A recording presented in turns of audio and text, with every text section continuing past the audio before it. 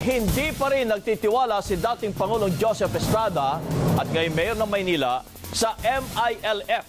Kasunod po ng madugong sagupaan sa Maguindanao na ikinamatay nga ng mahigit sa 40 mga kagawad ng PNP SAF.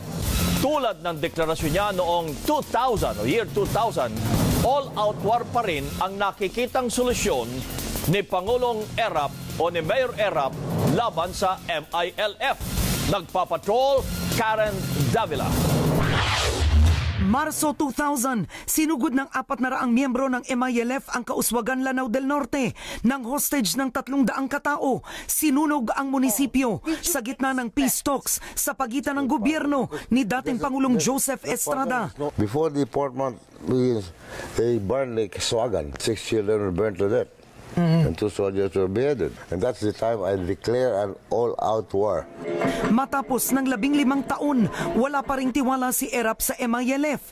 Ngayon naman, sa pagkamatay ng mahigit 40 miyembro ng PNP SAF sa kuta ng MILF. You can never trust this MILF and then MLF, That's what I believe in. So before they do anything like this, there must be really coordination between the military and the police. That is yung kumpiyansa and taking things for granted. Tulad noon, all-out war pa rin ang nakikitang solusyon ni Erap sa MILF. We were able to capture all those camps, including Camp Abu Bakar. The military can do it. Sa mahigit na 3 buwang all-out war ni Erap, bumagsak ang headquarters ng MILF na Camp Abu Bakar at mahigit 50 kampo nito. Pero daan-daan na ang namatay. You have been negotiating them. Peace talk, ceasefire. After exhausting all the remedies to make peace with them, what's next? You have to wage war to earn peace. Naniniwala si Erap na hindi basta-basta dapat ipagpatuloy ang Bangsamoro Peace Agreement. So many lives have been sacrificed. How could it be isolated?